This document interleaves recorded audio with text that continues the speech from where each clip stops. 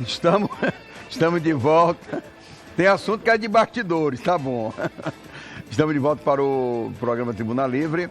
E o presidente da CESA, o Celestino, aqui vai falar um pouquinho para a gente sobre a explanação que o Osmir fez no segundo bloco, introduzindo aí a questão também da reforma trabalhista, dos encargos aí, é forte.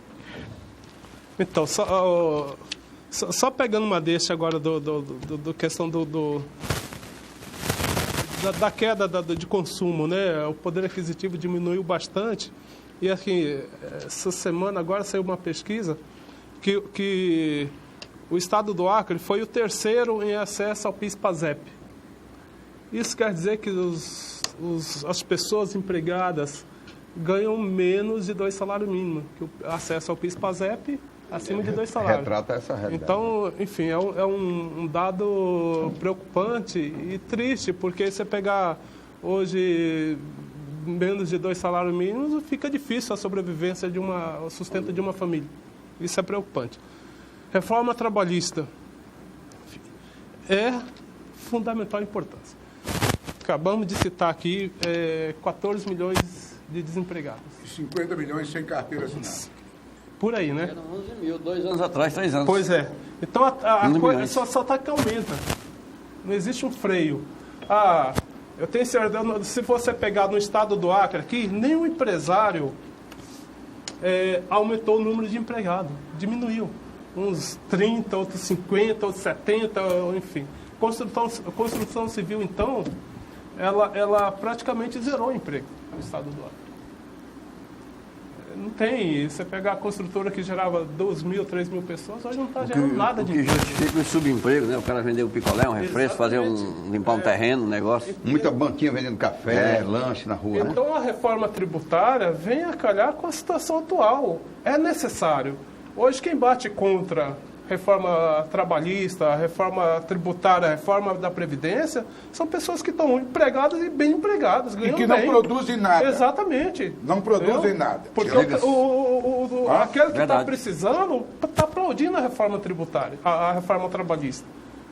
Porque é uma oportunidade de voltar ao emprego, de voltar a ter dignidade. O brasileiro perdeu a dignidade. O brasileiro está vivendo de Bolsa Família.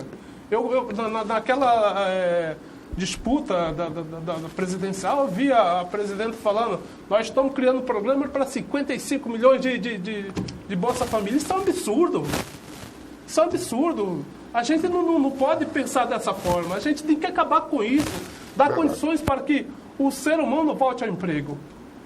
E aí, outra coisa que causa hoje uma revolta e indignação do povo brasileiro, da sociedade brasileira, é essa carga tributária. Infame. Confiscatória. E cada vez a gula é maior. Resultado, a bandalheira que se está vendo no país, a bandalheira em todos os aspectos, que não se devolve para a população. E matando pessoas, né? Porque Claro, essa aqui não vão isentar o Acre, não, pois brother. Aqui no Acre mesmo, agora recentemente, o governo aumentou em torno de 40% em alguns setores do ICMS. O que está acontecendo, rapaz? Porque esses repasses, esses impostos, vocês, empresários, repassam para o comprador, para o consumidor. Consequentemente, diminui infelizmente quem a capacidade paga de compra. é o consumidor. Não é ele que faz a conta, não é ele que faz o Brasil chegar à situação que chegou, Aí vai mas sair é ele que paga a conta. da carne para o Agora- peixe, do peixe para o frango. Agora, do mais ovo, grave, viu, então. Narciso? Aí tem um bando de comissionados que vão para as ruas contra a reforma trabalhista, contra a reforma tributária. Quer dizer, é por isso que a América Latina não tem dado certo. Ou não? Osmir, eu concordo que a classe política do Brasil está degenerada. Uma era degenerada. E isso, com a exploração midiática, fez com que o povo estivesse com o nervo à flor da pele contra a corrupção. Qualquer combate à corrupção é simplesmente meritório, oportuno e desejável. Até fazer justiça pelas próprias mãos. Até. Não. Eu não chego a... Agora, o que é que acontece? Enquanto nós estivermos botando a culpa tão somente só na corrupção, nós não vamos resolver os problemas do país. É verdade. E vou lhe dizer por que, Adem. A Lava Jato há 3 anos, somando tostão a tostão do dinheiro que já foi roubado, não chega a 20 bilhões de reais. O que está escancarado, né? O que aparece. Pelo menos visível. Bom, só que, na realidade, o prejuízo, o déficit da Previdência Social deste ano será de 190 bilhões de reais. Então, o Brasil faz um ajuste de conta em todos os seus setores, não só em busca, porque qualquer movimento político, qualquer agitação política que se queira fazer de uma sociedade, o primeiro produto que se tira da prateleira é a corrupção. A corrupção levou ao suicídio de Getúlio Vargas. A corrupção derrubou o Collor. A corrupção derrubou a Dilma.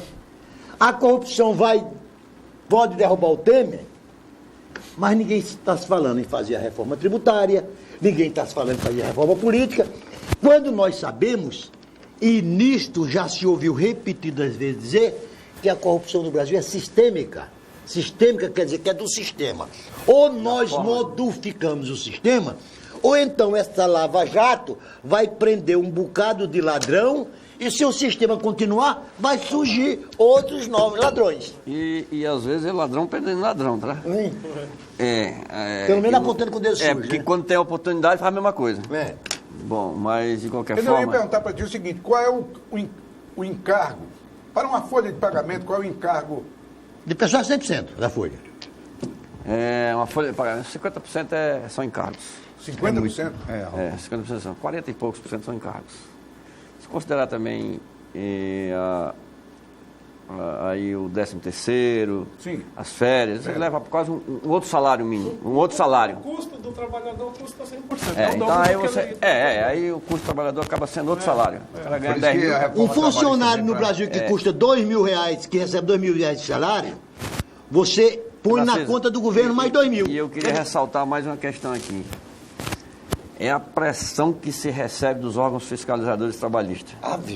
Então você não pode contratar um funcionário, botar lá na tua empresa e ter um único que seja um erro. Esqueceu de assinar um ponto um dia, ou 2, vai levar uma multa. O Ministério do Trabalho não quer saber se estava errado ou não. Aliás, se foi um esquecimento, se foi um erro, é hora extra. Vocês não conseguiu somar corretamente, houve um erro na soma no final do mês, deixou de pagar, o Ministério do Trabalho fiscalizou, vai causar multa. Há uma série de questões que são realmente picuinha, que eu acho que tem que acabar e vai acabar com essa reforma, porque você vai fazer um acordo com o teu funcionário ali, vai estabelecer o acordo entre a hora que você vai trabalhar, a hora que tem de folga, passou, vai receber. Precisa resolver isso aí. Isso aí realmente é um entrave para o Brasil, cria oportunidades para os órgãos que fiscalizam e que acabam, em vez de ajudar, atrapalham as empresas. Tem tanta aberração nessa questão trabalhista aí que isso acaba, às vezes, até desanima o empresário. O cara que não entrou, não entra. São contra os empresários. São contra. Estão lá para... Não é para orientar, não é para corrigir o que está errado, não é para punir. Aí eu pergunto para ti, Serginho, o seguinte. Essa livre negociação entre empregados e empregadores que está sendo discutida na reforma. Exatamente. Qual é a visão que vocês têm disso? Então, vai facilitar o retorno ao emprego, isso eu não tenho dúvida. Vai melhorar para o empresário, vai dar mais segurança jurídica, porque, na verdade, há situações que no cotidiano já é feito. Só falta regulamentar. Sim. Entendeu? Às vezes você dispensar uma pessoa, né? O cara precisa de um dinheiro para uma saúde ou coisa parecida, você faz um acordo com ele enfim... E a coisa continua funcionando, mas de uma certa forma você beneficia aquele colaborador naquele momento. Isso já existe no mercado. Mas é um risco, né? Não, o risco é O risco grande. é altíssimo, O né, risco é para a Danilo? empresa. É, Entendeu? O pra risco é para a empresa. empresa. Mas em situações que você tem que ver o lado humano, o lado do empregado e fazer algumas concessões. Isso já existe. Mas os órgãos fiscalizadores não querem sim, saber disso, não. Não quero saber disso. Entendeu? O lado então, humano. o que vai regularizar é exatamente isso. Entendeu? Você passa a fazer a coisa regular conforme determina a lei. Você acha importante também? A reforma, certamente. Essa vai- livre negociação Essa também. livre negociação ela vai aumentar o número de empregos e certamente vai melhorar a condição de vida do próprio trabalhador, não só pelos benefícios que a empresa pode negociar com ele e dar. A gente espera também que essa própria carga tributária em relação ao emprego ela possa ser amenizada com essa reforma e que possa dar mais liberdade para o trabalhador para negociar com a empresa, que ele não tem hoje. Hoje ele tem, o máximo que pode acontecer é ele através de um sindicato. E o sindicato, você sabe como é que é a negociação, é muito difícil. São pessoas que estão lá, que não trabalham, nunca trabalharam muitas vezes e não tem compromisso com o trabalho. Nem com a produção, nem com a produtividade. Exatamente. Tem um assunto que eu queria... Fica à vontade, Narciso. Ah, Antes de encerrar Astero, o programa, não. eu queria falar da... Sobre essa legislação trabalhista que nós temos, esta, na minha opinião, maldita CLT, na minha opinião, e digo isso de forma absolutamente consciente de que eu estou certo, é uma herança de 70 anos, 60, 70 anos no Brasil, De Getúlio, né? Inspirada na Itália, né? de um período autoritário. Mas esse Brasil, Osmir, esse Brasil é assim mesmo. Se a gente perguntar quantos prêmios nobres o Brasil já produziu, nunca produziu nenhum. Nunca. Interessante, né? A Colômbia já teve prêmio Nobel, Venezuela? a Venezuela, 64% dos prêmios Nobel da história foram para a mão dos judeus. Fiquei impressionado com isso. Aí o Brasil não produziu grandes líderes, estadista. Mas se eu lhe perguntar aqui a você, qual dos políticos brasileiros que chegaram ao grau de estadista? Getúlio Vargas. Fora a cidade de São Paulo, qualquer grande capital do Brasil, a principal avenida do Brasil chama o Presidente Vargas, o Getúlio Vargas, etc. Quer dizer, o nosso grande estadista foi um ditador. Então, esse país não tem memória, não.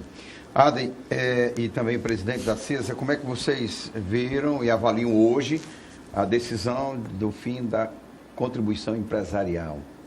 A pressão pelo Caixa 2 existe, não existe? Porque nós tivemos uma eleição já, né, municipal no meio, a partir da decisão nós tivemos uma eleição. Como é que é essa relação hoje com a política do empresário, né? Caixa 2 agora já tem jurisprudência, né? Então... Pode ser que continue, né? Mas, enfim,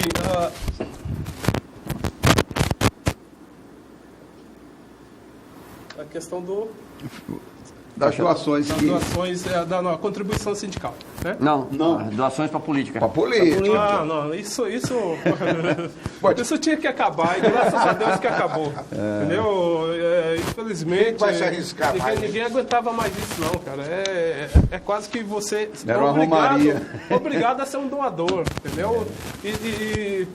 E aquela, né, você toma lá da cá. Entendeu? Por isso que é a Lava causou tudo Jato, isso, né? exatamente, a Na Lava verdade, Jato. as doações ela não acontecem só no Brasil, né? No mundo inteiro. Sim. E tem países que facilitam mais essa doação, outros que dificultam mais. Mas o Brasil é por conta dessa cultura corrupta, onde quando se dá, sempre espera-se algo em troca.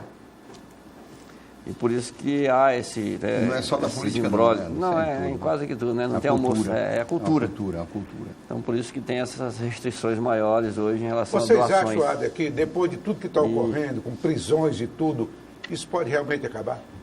Narciso já falou que acaba é um problema acaba não, sistêmico. acaba não. Isso vai talvez amenizar e vai dificultar um pouco mais, mas não acaba não. Agora, as doações são importantes, porque você imagina... Eu acho que nós não devemos doar mesmo, não, porque a gente não tem interesse nenhum em quem está lá ou deixa de estar. Às vezes até alguns falam, mas é melhor você ajudar para depois não ser... ninguém lembrar de O Odebrecht fazia o investimento preventivo, né? Ele dava o dia normal precisar desse deputado. Mas uma eleição custa caro no Brasil, custa caro em qualquer país. Se nós levarmos para o lado da coisa certa, onde quem está se candidatando vai com o interesse de ajudar o país, ajudar o Estado, ajudar o município, e que ele não tem condição de bancar essa campanha, e não tem de onde tirar se ele pegar emprestado, chegar e não vai conseguir devolver, se fosse por esses caminhos, Narciso, com esse raciocínio, eu quero dizer, eu acho que deveria ter ajuda sim, para que pudesse eleger esses candidatos. Mas da forma que é hoje, eu também não concordo em doações. Um pequeno dado, Narciso. Eu, por exemplo, eu defendo a legalidade das doações, com regras claras. Por quê? Amanhã você tem 2 candidatos, um liberal e um socialista. Ora, quem apoia um programa liberal, o empresário que apoia, vai investir, Astério, no seu candidato. Quem apoia, eventualmente, um candidato socialista, vai investir, mas com regras claras. Mas não tem Osmir, nada demais. Segurança, o empresário vai investir nos 2. Já no final do programa. Osmir, Aí vai Diz dar ele outro aqui, programa. por segurança, o empresário investe nos 2. só para dar uma contribuição, fez. só para dar uma contribuição ao debate sobre essa questão de financiamento de campanha, Acho que o próximo tema vai ser esse. Em outro programa, né? eu sou a favor do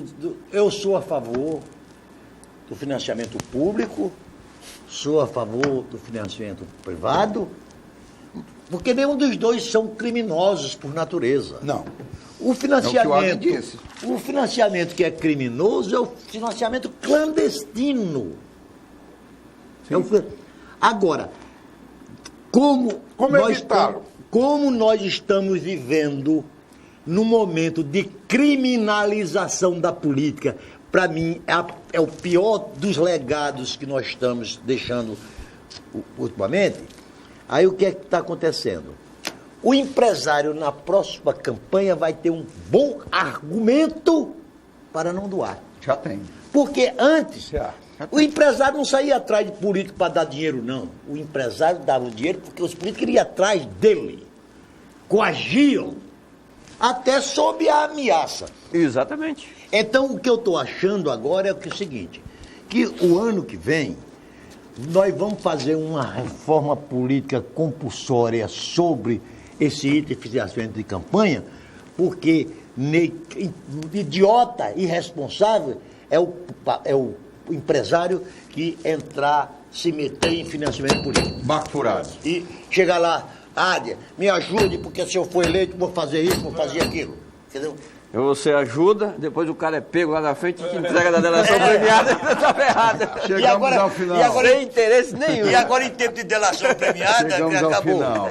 Vai dar, olha, próximo programa vai ser financiamento público, tá, Márcio? Produção aí, porque financiamento público não, financiamento de campanha. Com todo esse processo aí, eu acho que é um tema da atualidade aí. Muito obrigado, Aden Araújo, muito obrigado, Celestino, também, pela participação de vocês.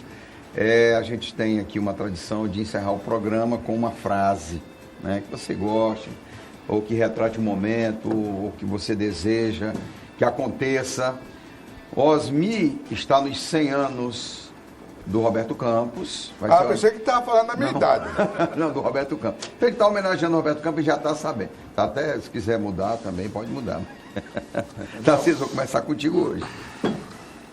Osmir, eu vi uma frasinha jocosa e eu vou reproduzi-la aqui. Diz que a crise está tão feia que este ano, ao invés de Papai Noel sair distribuindo presente, vai sair pedindo presente. Isso é boa. Tá bom. Vou usar um que a gente usa sempre na empresa, né? E as coisas estão mudando em novos tempos, novos rumos. Na hora de conscientizar-se e fazer a coisa certa, né? Conscientizar e fazer a coisa certa. Eu gostei. Presidente. Na vida tudo é possível. Basta acreditar. Na vida tudo é possível, basta acreditar. Otimista, rapaz. No meio de uma crise dessa, uma frase Celestino dessa. O Celestino era... Isso aqui é para combater o pessimismo da CESA.